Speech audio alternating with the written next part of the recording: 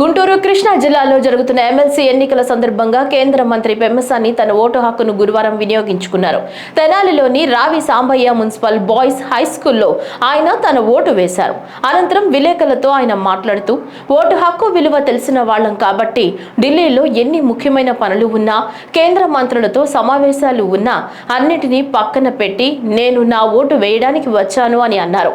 మేధావులు, విజ్ఞానవంతులు, సమాజ శ్రేయస్సు కోరే ప్రతి ఒక్కరూ ఎమ్మెల్సీ ఓటు వేయడానికి 1 గంట సమయం వెచ్చించాలని కోరారు. పట్టభద్రులు వేసే ఈ ఓటు విలువ 6 ఏళ్ల అభివృద్ధికి ఊతమిస్తుందని గుర్తు చేశారు.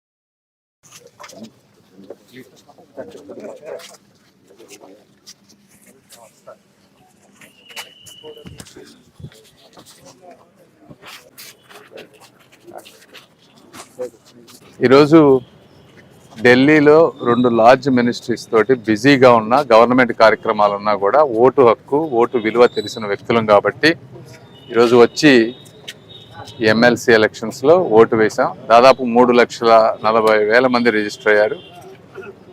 ఇందులో ఇదంతా గ్రాడ్యుయేట్స్కి సంబంధించినటువంటి వ్యక్తులు, విజ్ఞానవంతులు, విద్యావంతులు, తెలివైన వారు, సమాజ దృష్టిని అన్ని కోణాల నుంచి ఆలోచించగలిగినటువంటి వ్యక్తులకు జరిగేటువంటి ఎలక్షన్స్ ఇవి.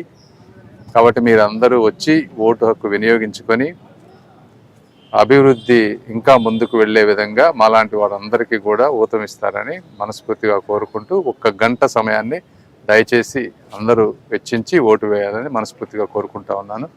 మీరు వేసే ఈ ఓటు దాదాపుగా 6 సంవత్సరాలు, ఎమ్మెల్సీ 6 సంవత్సరాలకి ఒక బలం చేకూరుస్తుందని తెలుపుకుంటూ సెలవు తీసుకుంటున్నాను.